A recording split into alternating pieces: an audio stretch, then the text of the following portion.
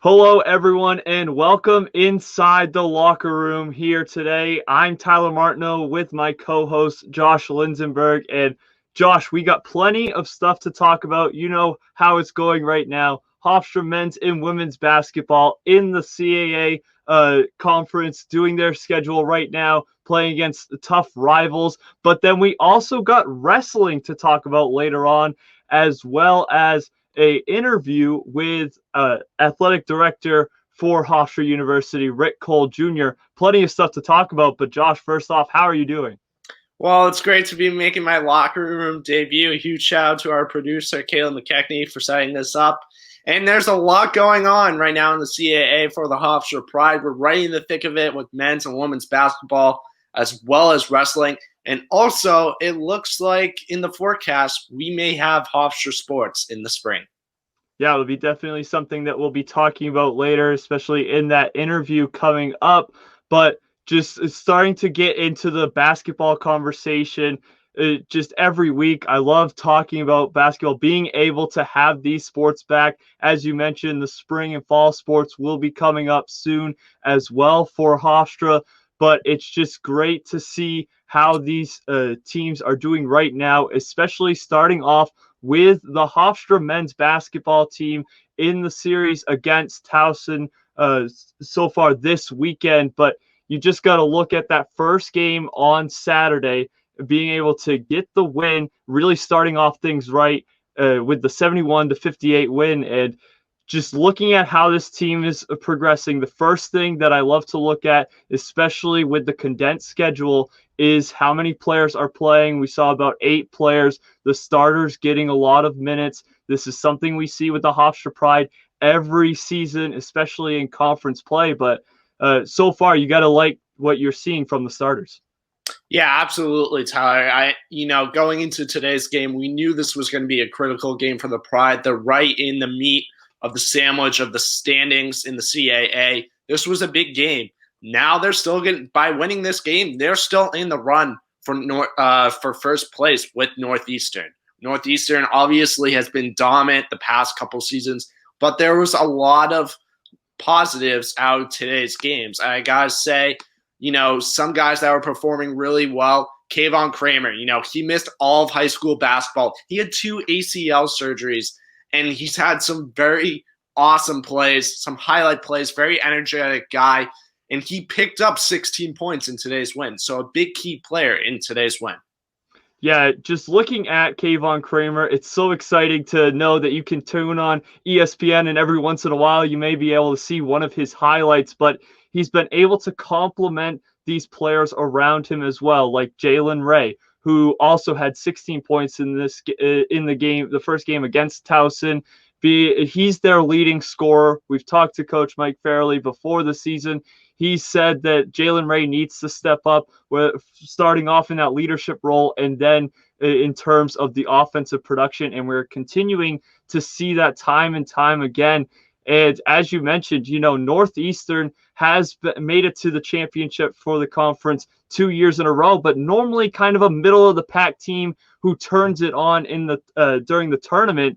But now to see how they are playing so far, 7-0, and with Hofstra right in the middle of the pack trying to make a push to the top, the team that was expected to be number one once again, the Pride, they need to start ramping it up right now. It starts with playing all 40 minutes as hard as they can, and we really saw it this game, especially having these starters, Kayvon Kramer, as you mentioned, really getting into a more pivotal role. But you got to look at the players around him. We've already talked about Ray, but Tariq Coburn, what he's been able to do each year, he just progresses to be one of the top leaders on this team. And then Isaac Conte, he's someone that I really expect to start getting things going. He was a CAA preseason first team selection this season, and I really expect a little increase in production from him as well.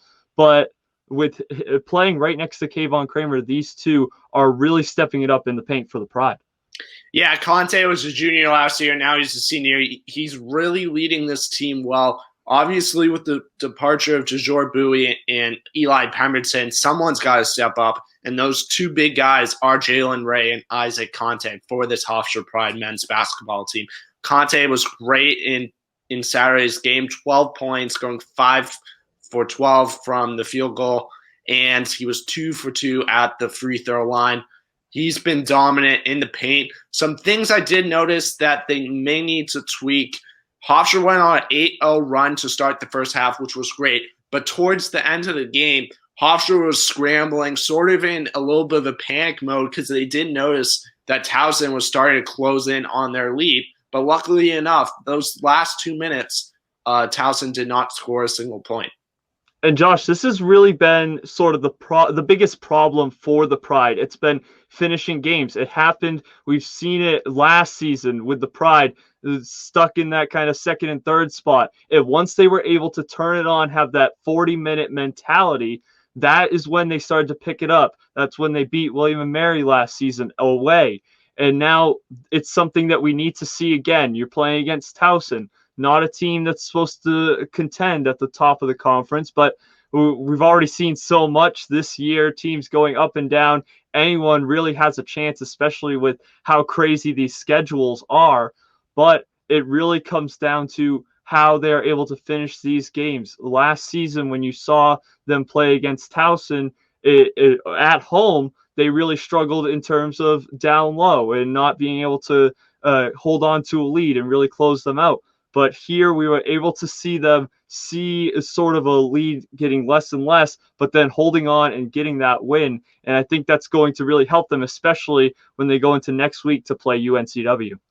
Yeah, absolutely. And, I got to say, this game, I want to make one last point before we transition here at UNCW. On the other end of the court, Zane Martin has been absolutely dominant for the Tigers here. For those who don't know, he was a transfer from New Mexico, ranked in the top 10 in the Mountain West Conference play in several categories. He was fourth in assists and turnover ratios with a 1.86, eighth in assists per game with 3.61, and ninth in steals per game with 1.33. And he surpassed 1,000 points in college career combined at Towson and New Mexico. He's been really dominant. And if I'm head coach Mike Farley, I'm making sure we're guarding Zane Martin really well. But let's transition here over to the next game with UNCW. UNCW obviously is going to be a huge threat for Hofstra. Every game is a must-win down the road for Hofstra as we start to get closer towards the playoffs. So I'm expecting a big performance from the Hofstra Pride. Yeah, and the biggest thing for me to see for the Pride is they need to sweep this series. It's something that we haven't seen since the series opener against William & Mary, getting those 2 wins. And UNCW, this was a team that I was really interested in seeing how they play going into their CAA part of the schedule, because they had a pretty strong start to the non-con part of their schedule with the 6-3 record. But then right now, 1-2 towards the bottom of the conference. This is a team that Hofstra really needs to take advantage, and we've already talked about it a lot. I really think it starts in the paint for the Pride, something that we don't really talk about when it comes to the Pride over the past couple of seasons, especially. We're looking at those flashy guards who can put up 20 or 30 points a game, who excel from the three-point line, and they still have that, but I really think this team can be extremely successful and really stake a claim at the top of the conference if they are holding down possession down low, creating more chances for their offense by getting those rebounds, limiting the second chances on the other side, cleaning up the glass, and trying to transition from there. It really starts with what we can see from Isaac Conte and also Kayvon Kramer really stepping into that starting role. But I'm excited to see what they can do against the Seahawks here. Yeah, I'm going to go over to the other end of the court. Let's talk about Jalen Sims. He's third in the CAA with points right now, so he's red hot when he's down on the paint there. He can be a real threat to Hofstra, especially with three-pointers. He's got 21 three-pointers right now this season. He's played in 11 games. Obviously, UNCW did have an outbreak, and they haven't seen a couple. They haven't played in a couple of weeks. So that's another thing to keep an eye going on into the series is, are they rusty? How will they be shooting? So that is another key factor I will be keeping my eye on. Yeah, it's definitely something that is kind of new to us this season with all these cancellations. Pretty much every team is getting affected by it. It just depends on how many games are you missing. We're even seeing it on the national level with teams like Gonzaga who have missed games and having to miss their match against Baylor. The number 1 versus number 2 at the time would have been amazing to see, but then just having these COVID cancellations, and even in the CAA with Northeastern missing a lot of games and not being able to play, it looked like, how are they going to bounce back? What will they look like in CAA play? And it really comes down to the preparation, how you are able to get back on the court and get back into the swing of things. And you mentioned with UNCW, that could be the reason why they're starting out slow here in the conference, but it's definitely a team that Hofstra needs to take advantage of as they move forward with teams like Drexel coming up later. These are wins that they need to get now to move forward. Yeah, I want to make one last point here before we transition here to women's basketball. They missed 4 games over the course of the past month. They've just played 2 games against Towson, and both those games that they came back, January 18th and 19th, they both lost those games. But they did win on January 23rd. Big upset versus Delaware. But those first 2 games, definitely you could tell that there was rustiness there. Yeah, so it'll definitely be interesting to see what we get from the Hofstra Pride as well as the UNCW Seahawks next week.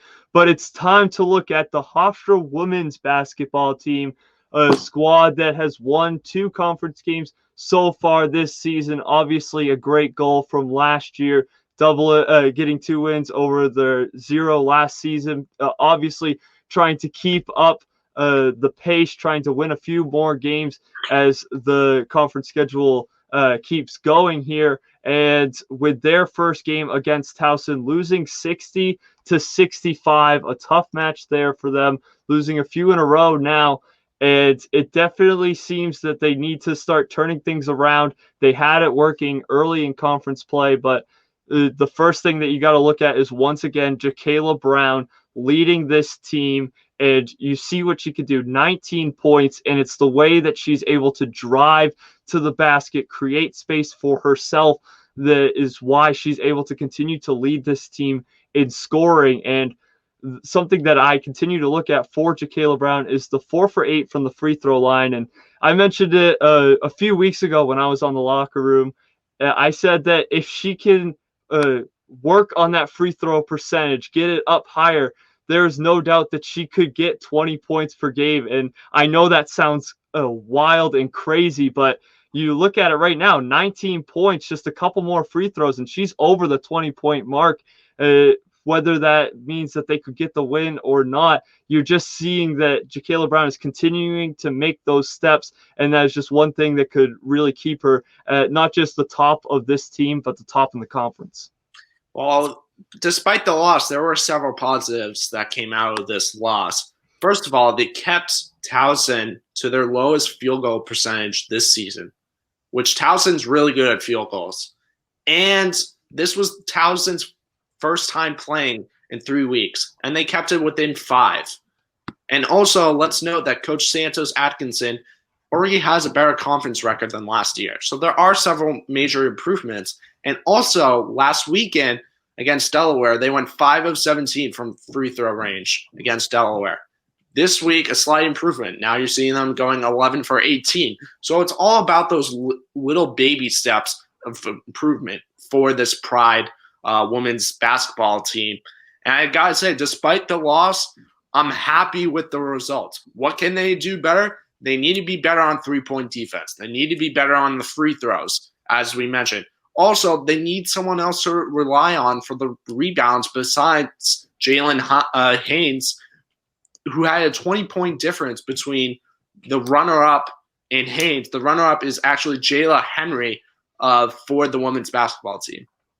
Yeah, and you look at this Towson team, it's not just that they are a great field goal shooting team. They have two of the top five scorers in the conference with Kiana Jeter as well as Siobhan Smith. These two are just able to score at will. Jeter with 24.6 points per game so far this season in just 8 games played, but that's not something that's going to be dropping dramatically anytime soon. This Towson team can definitely score. You mentioned it, but you got to talk about Jayla Henry. Going back to your point, with her rebounds in that game, getting 10, really what she has been able to do working into the starting lineup after having to sit the whole season, transferring from Pittsburgh. It's been great to see what she could do every night. You know, Coach Daniel Santos Atkinson has talked about the playmaking abilities and the added rebounding skills that Jayla Henry can bring to this team, and we've seen it so far throughout the season going into conference play as well. And those 10 rebounds are great to see. We're seeing a more defensive presence as well as a glass presence for this team. And as that continues, especially on the offensive side, she had 2 in that game. We'll start to see more and more points for her as well in this game. But already 3 players, Jacayla Brown, Jalen Hines, and Jashani Knight, in double digits in that game. You talked about a lot of great things came out of it despite the loss. Having 3 players in double digits is definitely a step in the right direction for this Pride team. Yeah, and let's talk about their upcoming series now against UNCW versus Hofstra. That's going down January 30th and January 31st at Hofstra before January 23rd. So before today, as of Saturday, January 23rd, UNCW had not seen action since January 3rd. So 20 days without action. Obviously, we just talked about with Towson. I expect this to be a big factor for UNCW. 2 players I'm keeping my eye on are Carol Ann Abusket and Zah Nautica Downs, who are probably the 2 big team leaders on this team. Abusek is the leader on the team with points this season so far with 98 points.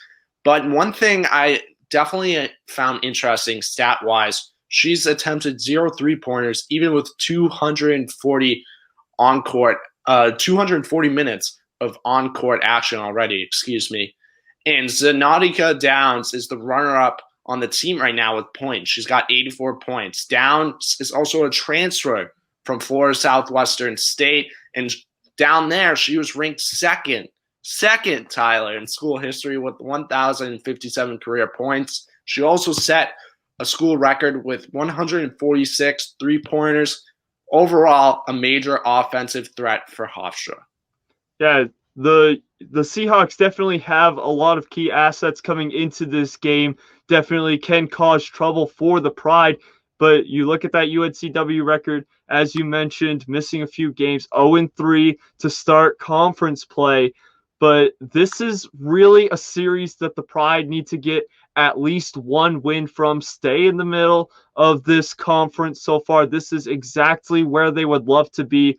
Keep plugging away, getting a few wins. But the Seahawks have definitely been a team that has stayed towards the bottom of the conference over the past couple of seasons, but have really given the Pride trouble. And it just comes down to locking down defensively for the Pride and getting their shots down. You know, you talked about the 3-point percentage, how it's starting to progress from their series last week into the series against Towson. If they can keep that up, if they can stay on an upward trend with these players starting to find their shots, you know, it's still a fairly young team, this Pride squad, and they are continuing to find out what roles they fit best in. And once these shooters come about, this team is going to be hard to stop as they keep moving up towards the middle, towards the pack, towards the middle and top of the pack for the conference. Yeah, you mentioned it. They definitely have to improve on their 3-point shots. 1 for 5 today in the game against Towson. That's not the best stats you want to see. You definitely want higher stats. So if I'm going into tomorrow, if I'm Coach Santos Atkinson, I'm telling them you got to hit your 3-pointers. And only take your 3-pointers if you know that there's a good chance of it getting in. Don't get sloppy and take unnecessary three-pointers. I see it all the time with my Boston Celtics. They're always trying to take three-pointers that they don't need. Just go for the layup or take a two-pointer. It's not that hard. So don't take those unnecessary three-point shots. Only take it if there's a good chance you know it's going to go in. And we have plenty more to talk about for both of the basketball teams, as well as how they fit into the CAA and teams that they will be facing. And you are listening to The Locker Room here on 88.7 WRHU. And as we move forward into talking about the CAA, we're going to get into the Beyond the Pride segment with Tom Bauer. So we're going to bring him on now. Tom, how are you doing? I'm doing fantastic, Tyler and Josh. 2 weeks, or not 2 weeks, 1 week until we arrive back at campus, or at least I do, and we'll get to more and more Hofstra sports in the near future. But let's just jump right into it tonight. So we're going to start off in men's basketball. So around the CAA, Hofstra's win over Towson in their first of 2 games this weekend elevated them to second place in the CAA standings, placing them just under the red-hot Northeastern Huskies. So speaking of the Huskies, in the standings, they sit 8-5 overall at the time we're recording, 7-0 in conference play, and are also riding a 7-game winning streak. Now, they just beat James Madison first of their 2-game slate, 72-63, and they look to sweep the weekend. Now, assuming Northeastern wins that second game against JMU, they'll have 10 games left on their schedule against CAA foes Drexel, Delaware, Towson, UNCW, and William and Mary. So of those opponents, only 2 of them, Drexel and UNCW, have a winning record at the moment. So the question needs to be asked, can Northeastern finish conference play with a perfect record? I can start with that. Yeah, it's definitely going to be tough, I think, because of how unpredictable this conference is. Case in point, the fact that Northeastern is already 7-0 at this point, but you just take a look at how they have been able to play so far, and it really starts with just going through Hofstra getting that win, and it just kind of looked as though that it was just a missed opportunity for Hofstra to kind of beat them there, but they've become very legit here going through conference play. I don't think they can finish undefeated. I think one of these next few teams as they come up against will be able to take them down, but you got to watch out for Tyson Walker leading this team with 15.8 points per game. They look to be the same Northeastern team that we tend to see in the conference championship the past couple of years. Well, Tom, coming from the city of Boston, I'm going to tell you it straight here. They're going to go probably undefeated in conference play. They're being coached by a legend in the CAA, Bill Cohen. Bill Cohen's one of the most successful coaches in the CAA in Northeastern history.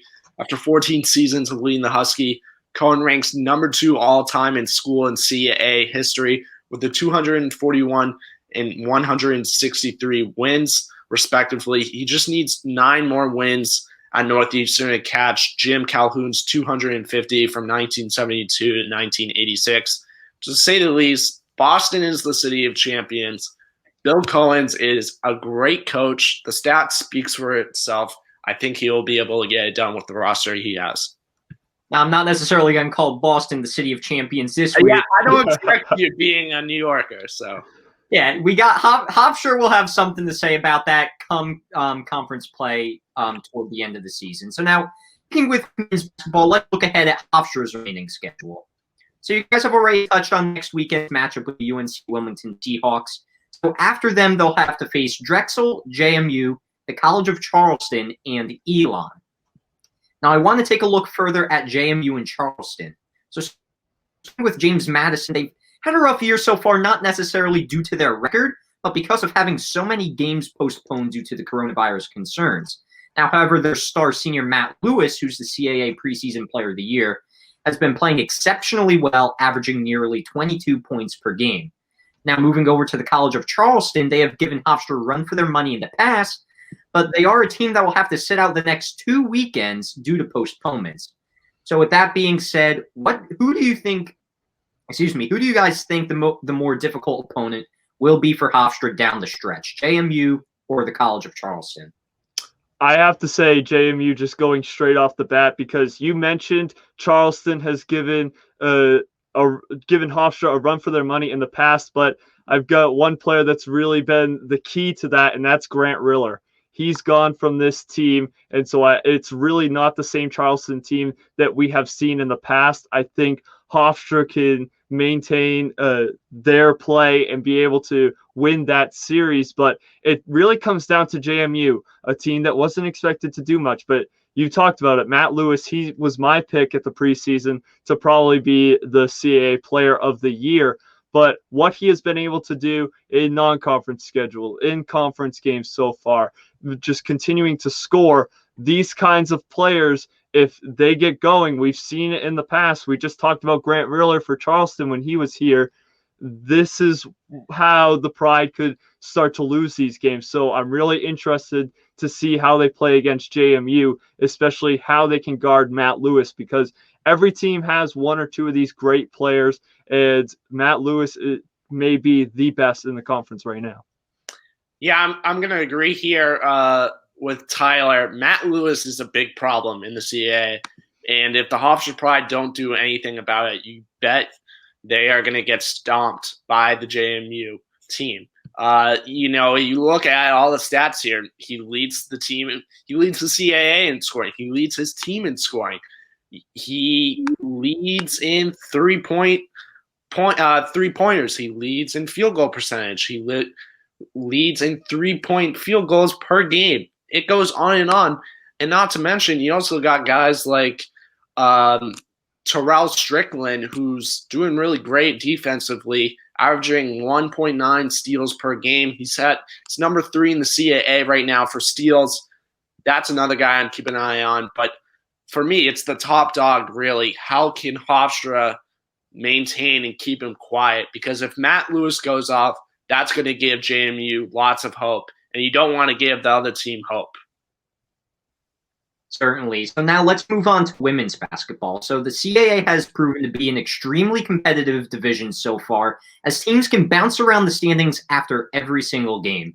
However, there's been one team at the top that has dominated the CAA this year, and that's been the Delaware Fightin' Blue Hens. So sitting at 10-1 overall and 7-0 in conference play, this is a team that has gained some national recognition, picking up some votes in the annual coaches poll. So they're led by junior guard Jasmine Dickey, who has lit up the stat sheet this season, as she's been averaging about 24 points per game to go along with 8.5 rebounds per game. So with all that being said, I've got kind of a two-part question to pose. So do you see Delaware possibly becoming ranked at all nationally down the line? And could Jasmine Dickey win the CAA Player of the Year award? That's a tough one. To say that Delaware would go nationally ranked, a CAA team, obviously Jasmine Dickey has been fantastic, as you mentioned, Tom, for the Delaware Blue Hens. But I just don't know if I can see Delaware getting nationally ranked. There's so much competition across the country for women's basketball. I just don't think it's possible for the Blue Hens to crack it. Yeah, I agree. You talked about how well the CAA is in terms of competition, but I don't think Delaware has enough on the schedule to really bump them into a top 25 spot. They definitely have a strong commanding lead on the conference. I think if you were to ask us this question of will they go to undefeated in the conference, I may go yes. Yeah. But then in terms of Jasmine Dickey being the CAA Player of the Year, I can definitely see that happening, but you got to look at players, as we mentioned earlier with Towson, with Kiana Jeter. The way that she's been able to score for this team, if Towson starts to make a run in the conference, we may be seeing her name right up with Jasmine Dickey, but I think it's going to go back and forth between those two. Absolutely. Both solid points all around. So to wrap up our discussion tonight, we're going to do the same thing, looking at the opponents for Hofstra that they're going to face in the future. So their remaining schedule is identical to the men's team, with the exception being that the women's team will be playing home games when the men's team will be playing away games. So just to recap, that means they will face UNCW, Drexel, JMU, Charleston, and Elon. So now this will be a test for the Pride, because 3 of those 5 teams I just listed Elon, JMU, and Drexel, they're all ranked 1, 2, 3, and 4 in the CAA standings at the time of this recording. Charleston and UNCW are at the bottom of the standings, but that doesn't mean they're going to be a guaranteed W. So out of those 5 teams, which one do you guys foresee making the most interesting matchup against the Pride? I'm going to go with UNCW here. We talked about it earlier on the show. Zanatica Downs has been a huge problem at UNCW. She's going to be a major offensive threat for Hofstra. As we mentioned, she set that school record with 146 career three-pointers. That's where Hofstra is sort of struggling right now. And also they got to be better right now defensively, the Pride. So I definitely expect Downs to be a problem for the Hofstra Pride. I'm actually going to go with Elon here. Going with the season finale, I think it's going to be very important to see where the Pride are at that point as they start getting ready for the playoffs. It's going to come down to what they can do against Elon. It'll be a great final test, especially to see where Elon matches up in the conference at that point in the season. So I really think that is going to be the most important matchup of the remaining series here for the Pride. So it'll definitely be interesting to see how those two teams finish and where they are in the conference at that point. All righty, guys, and that's all that I've got for Beyond the Pride tonight. Thank you for having me on. Thank you, Tom. And a huge thank you again to Tom Bauer for going Beyond the Pride with myself and Tyler. And now we're going to transition over to an interview with Rick Cole Jr., Hofstra Athletics Director and Vice President of Hofstra Athletics, done by our very own Kayla Mckechnie. Kayla, take it away. Hello, everyone, and welcome to another exclusive interview inside the locker room on 88.7 FM Radio Hofstra University. I'm Kayla Mckechnie, and today I'm pleased to be joined by the Vice President and Director of Athletics, Rick Cole Jr. Rick, thank you so much for joining me today. How are you? I'm doing well. How are you doing? I am good. So let's get right into it. First off, I want to start with the sport that's actually currently being played right now, which is men's and women's basketball. How do you think the seasons are going so far team-wise? I think they're going very well. I think that I'm really proud of the commitment and effort that our athletes are making at a very interesting time. I believe that that it's really important for them as they are, staying very focused on their behaviors and staying as safe and as well as they can. I think that our coaches and our support staff are working tirelessly to make sure that the experience is a productive one, a safe one. And it really is so enjoyable, that first practice, those second practice, the first game, to watch our athletes return to the court and they feeling productive and doing what they love and enjoying it so much.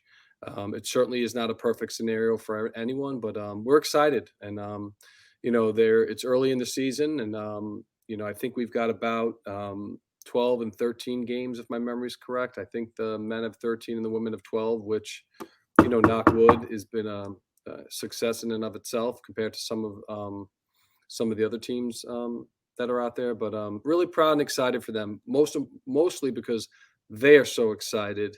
They are working so hard and they are loving every minute. I've had the opportunity to actually call 2 of the women's basketball games, and even if there's just cardboard cutouts in the stands, it feels good to be back in some sort of way, and I'm sure the athletes feel the same way. No question. So, what was the mindset behind trying to bring basketball back and come up with COVID protocols so that the sport could be played safely in these strange times?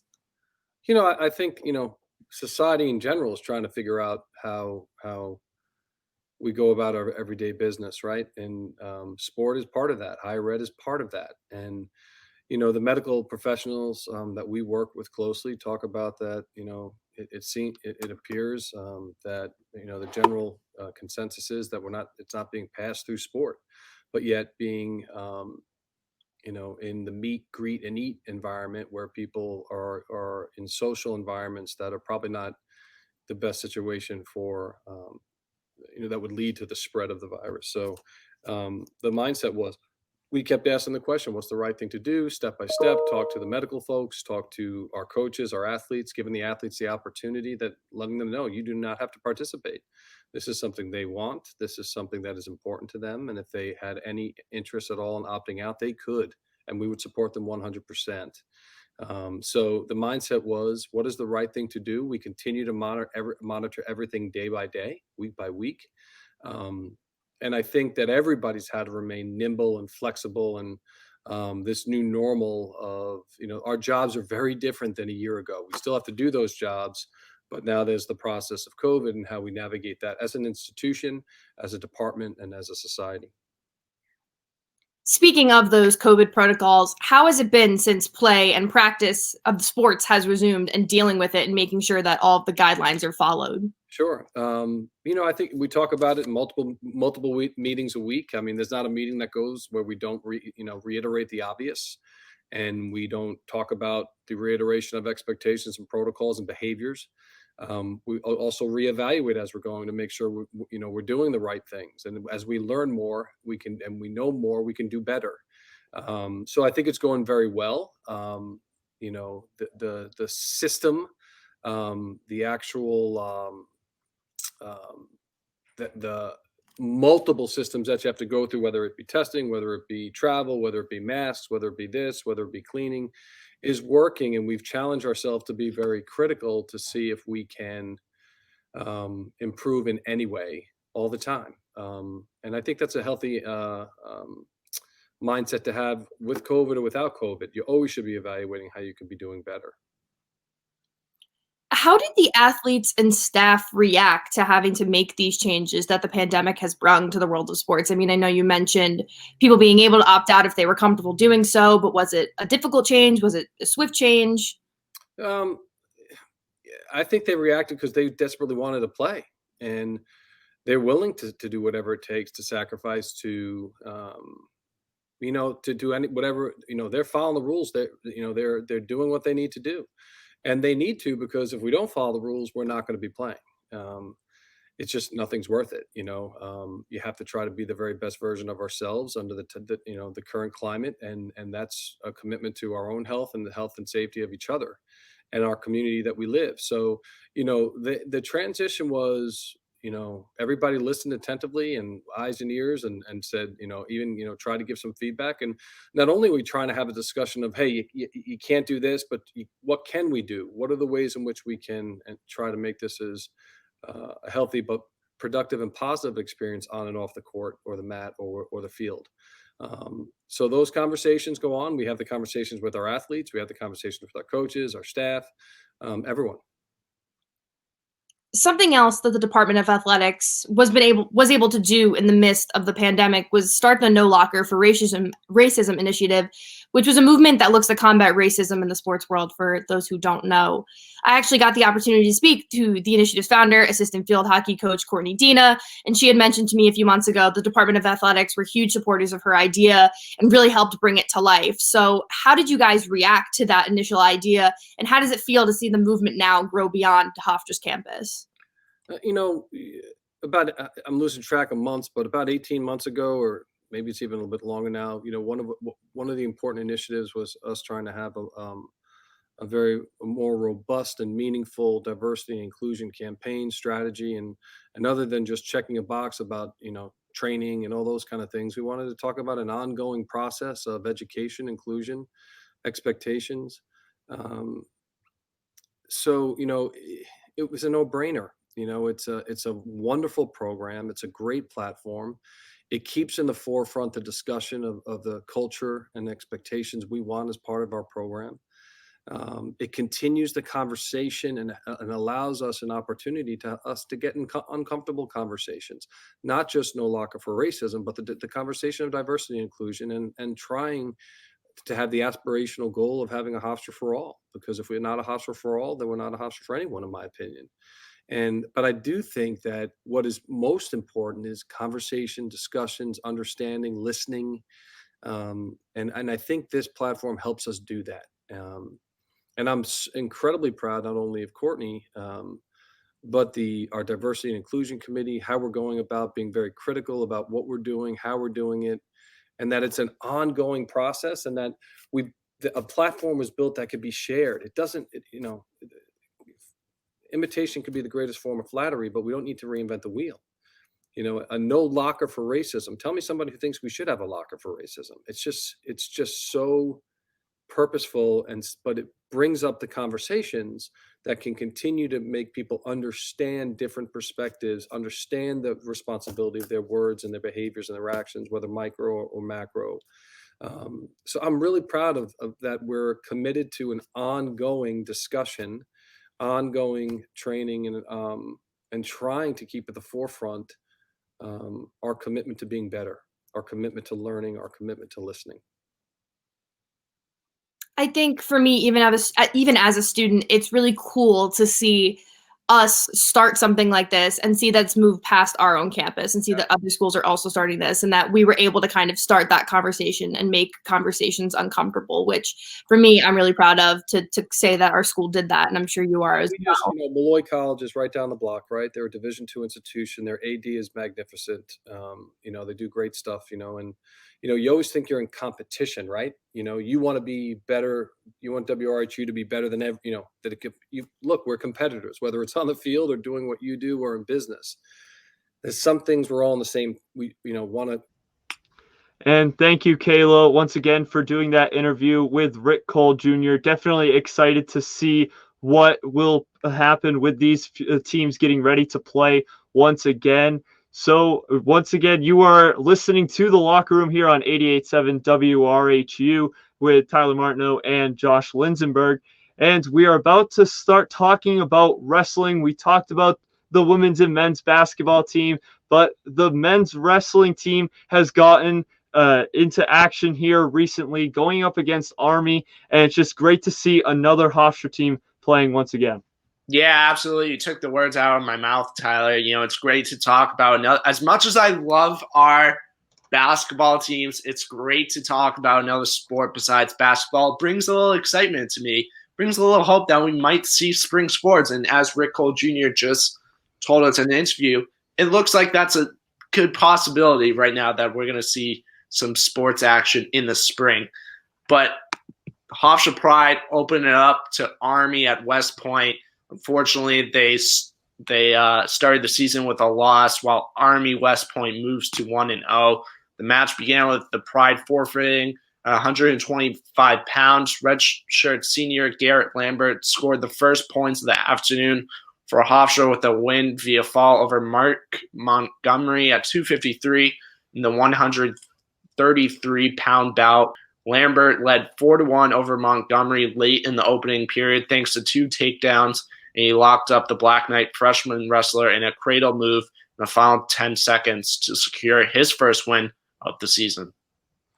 Yeah, and I think the first person that we got to talk about is Holden Heller for the Hofstra Pride. He was the Go Hofstra Student Athlete of the Week with a 2-minute and 17 pin over Marcus Hartman, who is ranked in the country. So big props to Holden Heller. And if you follow the wrestling team, you probably know the Hellers, 3 brothers on this wrestling team, and Holden, the middle of the brothers, just getting a big win for the Pride. And you mentioned it is a loss, but against a very strong Army squad who have these players, as we just mentioned, with Hartman, who is ranked, and then Knight and Ward for the Pride having a tough loss.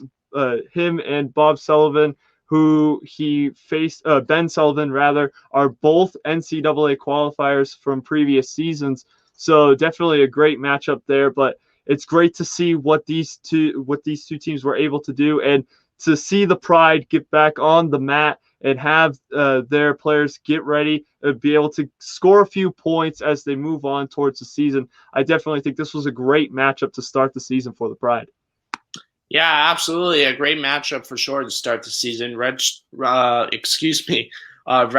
freshman Ross McFarland, he's brand new to the team, scored a pin with 3 seconds remaining in the third period to win via fall over Brad Laughlin. McFarland trailed 2-1 for most of the match against Laughlin, but saw the match tied at 2-2 in the third period after Laughlin was called for stalling with 13 seconds left.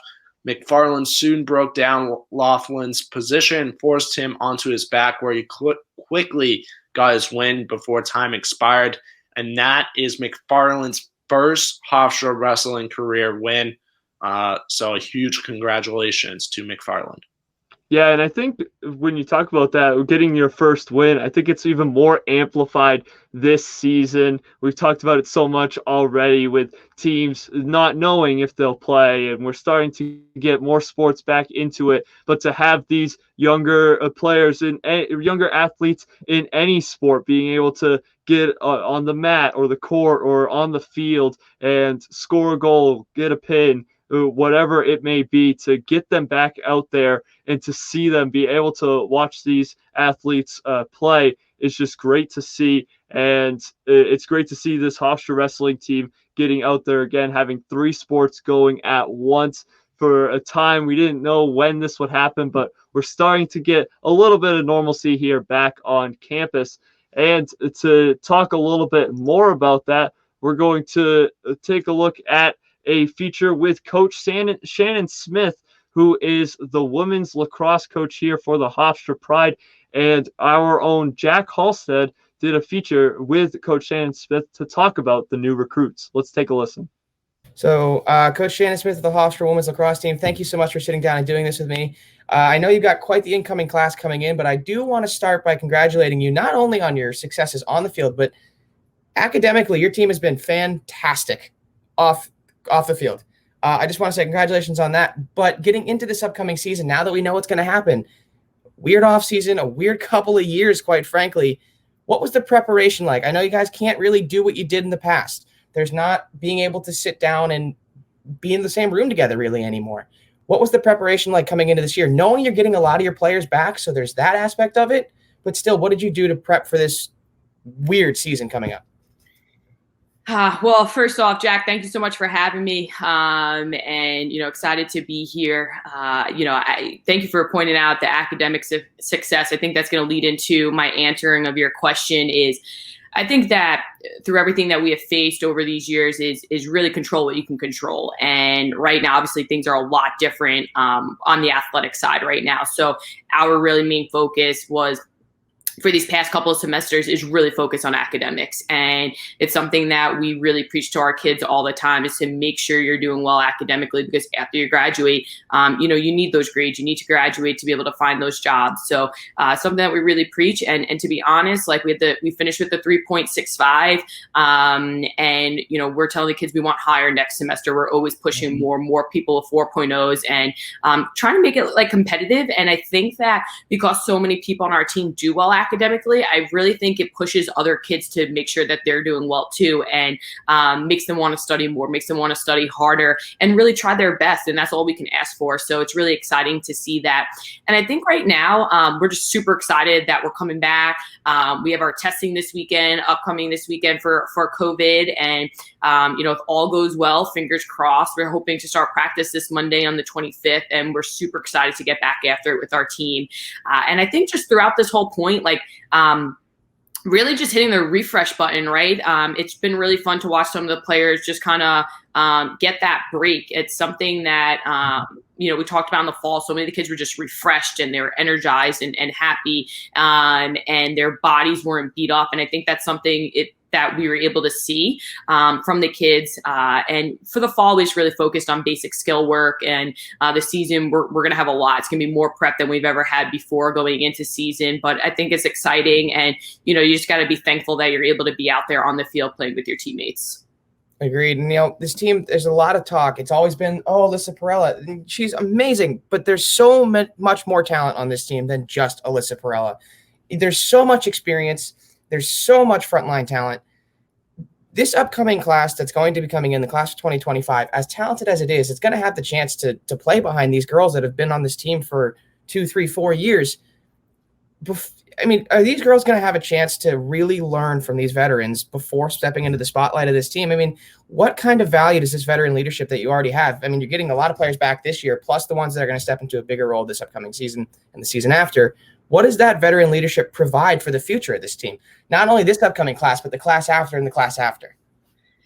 It's funny that you asked that. We just had that conversation with our captains, and we've been saying it from the beginning of the year.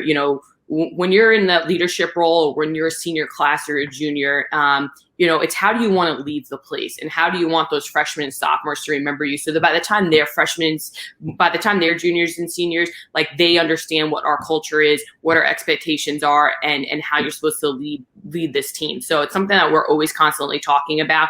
And I think our freshmen and even our sophomores, because technically in my eyes, they're really still freshmen, not really going through a full season of college lacrosse, that they get to learn from those three big seniors that are coming back with Darcy, Alexa, and Alyssa. And then Shannon Boyle, Ariana Esposito, Katie Whalen, and Sabrina have been doing a really great job as a senior class as well. So it's been fun watching that group lead. And, I think that the younger kids just have to soak it up. It's not that many times on a team you get to walk in and to have that much experience. But I think one thing about us as a coaching staff is the best players are going to play regardless of how old you are, who you are. So we expect our freshmen to come in and compete for those starting spots, and to compete for spots coming off the bench, or to compete to put our team in a better position to win games and to have an impact on our squad. So you talk about this upcoming class being able to compete right away. Let's talk about versatility. I mean, this is a deep, deep class you're bringing in. You've got two position players that are listed as at least two positions, a couple of attacking midfielders. And then, not to mention, you've got at least two attackers, two midfielders, two defenders. You're bringing in pretty much everything. There's not a need that your team didn't address. Not to say you needed anything, but still, there's so much depth coming into this. And we know that any championship or successful team has that depth aspect of it. However, when you get these girls that can play not just one, but two, three positions even, how does that allow you as a coach and as a team, quite frankly, to prepare for all these incoming attacks and different situational necessities that you're going to end up running into playing high-quality teams? It's huge. I think for us, like, one thing that we really focus on when we're recruiting is we want players that can offer us multiple positions. And I understand that sometimes, like, you're going to get that attacker that's at that goal scorer or an unbelievable feeder that's just going to strictly play attack. But, we recruit a lot of midfielders that offer versatility, where they can play just strictly attack or play defense or just play midfield. And we want that athleticism on our team because it helps us get to that next level, especially this year. Coach Amanda Johansson and I have been, we've been sitting in the office, and it's just like, all right, if someone were to, test positive or someone were to get injured this season, what defenders can play midfield for us, what attackers can play midfield, what middies can go play down on attack or on defense, and being able to have those options. So I think it's huge. It's huge when you have that depth. It makes your job a little bit easier. But I also think that it makes your team better because it makes everyone come out and compete consistently every day in and out of practice, but also perform consistently every day in and out of practice. So it's going to be fun, and we're excited. Now, just one more question. You briefly touched upon it there. You brought it up earlier. You're expecting this incoming class, and quite frankly, any incoming class, to automatically compete for a shot. Maybe not necessarily play right away, but they'll certainly have their chances. It's not like they're going to sit forever. However, when you talk about this incoming class coming in, you mentioned that it's really going to drive your team, whoever is starting, to be a better player. A lot of people, when it comes to working out, they say work out with a friend. It'll drive you to be better. That healthy competition for you, you have to say that's almost as valuable as leadership is, because these people that haven't played, you mentioned there's a lot of freshmen or sophomores that haven't had a real full season yet. They're going to have to kind of step into the limelight once these seniors are gone next year. This competition coming up from behind them, that's got to drive them to be better players. You almost have an abundance of wealth with this team. Yeah, you're exactly right. And I think that the healthy competition is huge because, you want to make your practice settings the hardest setting that you're going to see, right? You want your team to push one another so that they experience as much as they can during practice so that they're prepared for games. And, we challenge our team to do that all the time. You want to compete and you want to be consistent day in and day out. And it's about getting better each and every day at practice. So, we're just lucky that our athletic department has been working super hard to get these seasons to work this spring. And we're really excited to get out there and to get started for this season. And I think that, having last year the way it ended and not being able to compete, and this year just being so different in the fall, I think it just makes you really appreciate every day that you do get to go out there with your team and coach, but also the players themselves get out there and to be able to play with one another. All right. Well, thank you so much for sitting down and talking to me. Best of luck to you this season. Well wishes. I hope you guys all stay healthy. And by all means, if you can get that GPA up, that's impressive. 3.5 already is unreal, but best of luck to you on and off the field. Thank you so much for sitting down with us, Shanna. Thank you so much for having me, Jack. Have a great one. You as well. Once again, that was Hofstra women's lacrosse head coach Shannon Smith. A huge thanks again to our very own Jack Halstead for doing that feature. That'll do it for tonight for the locker room. A couple thanks to go around. Running the board tonight was the wonderful Kayla Mckechnie.